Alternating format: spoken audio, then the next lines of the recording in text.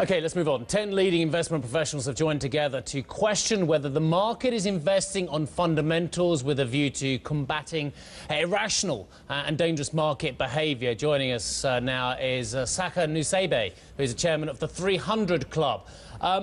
Very nice to see you, Saka. Just tell us exactly what you're talking about here. You're bemoaning market practice. We are. There are 10 of us. I am by far the least important of them. Preeminent and leading investor figures. And what we came to see is that collectively we know that a lot of the so-called theory that people use to invest is overcomplicated, is either misunderstood, misapplied or plain wrong. There's too much complexity in the way that people invest, and actually that has, in our view, been part of the reason that has led up to the crash of 2008 and part of the reason why we are where we are now. The investors, the investor pool, if you like, through the pension funds and through other saving vehicles, control a lot of the supply of investment that goes into the marketplace. They're advised by professionals who seem to have taken presumptions, turned these presumptions into what they believe is science, applied them incorrectly, and then we're surprised at the volatility they've resulted. So it's quite a wide topic, and it's us saying to people, look, let's just question the very fundamentals of the so-called investment theory that you use. Let's remember that it's based on presumptions. Saka, are you basically saying the regulators are fools and don't understand what on earth they're trying to regulate? Because let's face it, they're the people you should be petitioning, aren't they, about this? Not at all. We think it was well put by one of our members, William de Wilde, who's the CIO of BNP, and he also is a lecturer at Ghent. I mean, I think a very sound academic person. He said, look, each individual person in the individual bit is acting rationally. The problem is, if you aggregate the totality, it's irrational. Let's go to the regulators as an example. It is right and proper that the regulator should say that they want to reduce risk. That is correct. It is right and proper that the regulator should try to influence, for example, pension schemes to reduce risk. That is good. One then questions, all right, we accept that principle. Is it right and proper to use value-at-risk models? In our view, value-at-risk models are good for what they were designed for, which is telling you how much a trading book for JP Morgan might lose in any one day, assuming no major market move, but it's not the right thing to have if you apply to a pension scheme. That sort of thing. Gentlemen. I'm still a little puzzled, to be honest. I mean, this is like a hostage situation where the hostage is holding the gun to his own head and said, if you don't free me, I'm my head off. You are in and of the industry, and yet you seem to be criticising the industry, but I can't work out why. What you think the end game of that is. Why are you trying to head off further regulation at this point by demonstrating that you as an industry can self-regulate? An interesting question, but actually it's not how we've come about it. And you're absolutely right. We're from the industry. The industry over the last 20 years have gone down the path, which, as I say, is well-intentioned, but is actually going the wrong place. We as individuals, not as representatives of our institutions, and this is very important, we as individuals have been talking to each other. And it seems to us that a lot of things that we take for granted, that we accept amongst each other, we never quite say publicly, because the industry has gone to a place now where it sells products to people rather than gives true advice. So all that we're saying is, look, let's share with you, everybody, what we individually know to be true, let's question it, and by doing so, I accept that actually we put ourselves individually, as in our career sense, and as an industry in risk. But it's right that we should do so, because this is not about the industry or us. Actually, this is about society. I mean, it hits savers, and as Andrew, who's sitting next to me, would tell you, it also hits wider society, because it's about the application of risk capital to society. This is a big question. Andrew?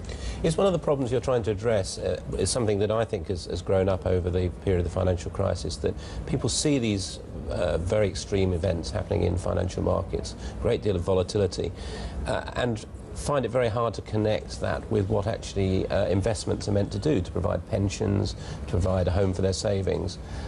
So are you trying to reconnect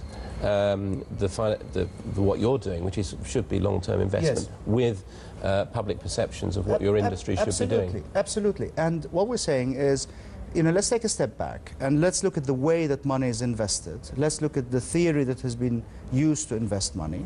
And let's do two things. The first one is, let's have an open debate about its basis. The second one is, let's question this extreme complexity that has entered over the last 10 years, say, but particularly the last 5 years. Complex instruments, complex models, which have led people who control investments through good intentions to feel that somehow they understand the risk, and also that they feel that there is something that's a free lunch, a risk without return. It doesn't work that way. Return does equate to risk, and complexity for its own sake is not good. Is there more that pension funds could do themselves, because they have got involved in, for example, some pension funds have allocated money to hedge funds and other complex instruments? Should they be getting back to bread and butter investment and just holding a much more simple portfolio of assets? I think that could be an answer. I think the first thing is let's understand what it is that they're investing in and whether they are happy with the complexity and whether the returns truly are commensurate with the risk they take. That's the first question. They should then let us all collectively differentiate between risk and uncertainty. As Keynes said, as you well know, you can, but you can't measure uncertainty, and what's hitting us now is uncertainty.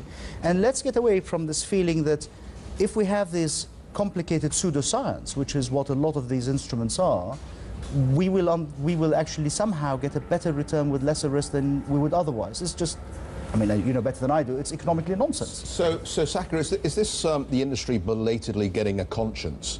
That for years we've been ripping off the poor old punter, selling them dodgy products that have, quite frankly, lost them money while we've been taking fat fees, and finally we need to start getting in touch with ourselves and telling the community that actually we understand that the financial industry should be here for a different purpose, to service the real economy, not actually to put money into the pockets of fund managers and fund management companies. I think I'm sort of being glib, but you understand the point here. I think the point is this. As I said to you at the beginning, I think each person in this sequence has behaved to the best of their intentions. The problem is that the end result has not been to the good of all. And I'll give you specific examples. When I started in the city 25 years ago, there was a sort of fiduciary responsibility of the asset managers with a small f between them and their end clients. Over 20 years, that has broken down, whereby essentially fund managers are sort of factories that provide products. They sell them via the consultants or otherwise to pension schemes, and it's buyer beware, caveat emptor. That has to change. We have to go back to talking to each other. Some fund managers and some investment banks have come with very complicated models and said, well, look, this is really based on science. It's like physics, really. And if we apply this methodology, you're going to win without risk. That is not true. What we're saying is, let's open dialogue. Number one, let's have transparency. And number two, let's move back from complexity. Just looking down the list of your participants, I noticed that one of them, and as you say, surprising who's on this. So one of them is Dylan Grice of Société Générale. So I just tapped into my various search engines. I use all kinds of browsers. Société Générale Algorithmic. And there we go on execution services at the corporate investment banking group of Société Générale, program trading and algorithmic trading. So I would suggest to you that while some parts are paying lip service to what you're doing, actually they're just carrying on very merrily with their algo trading, which I guess is part of the problem that you're saying that we need to get back to fundamentals and away from this kind of stuff. I agree. I mean, two things. One is Dylan is there, and each one of us is there in our personal capacity. Again, you know what we do. We have stood up because we think it's right and proper to stand up, even though our institutions, we're not representing our institutions in this. Right. If you listen to Dylan, actually, Dylan is one of the most powerful and I think amusing critics of using complex systems. And I would urge you to have him on your program. He's very good when he talks about this. We'd love to do that. Dylan, please, come on, get in touch and we'll get you on tomorrow. I'm sure we'll find a space. We've got a few redundant guests. Right, gentlemen, lovely. Just one thing, Saka, the 300 Club. They got this is a reference to Thermopylae in 480 BC, isn't it? Yes. Where Leonidas and the Spartan 300 got slaughtered, didn't they? Yes. I think. Do you expect to get slaughtered? I mean, well, I'm beginning to get slaughtered already. I think the reason we chose it is what were they? There were 300 men who decided to do something which they believed was right for the good of society as a whole, even though they knew that they by themselves couldn't change the tide. All they could do is buy time for others to turn the tide. So maybe we can do that. Do you know that I have a lot in common with the Spartans, you know? Do you? Yes, because they're very laconic. If. It's probably the best quote ever, isn't it? Right, thank you, Sam.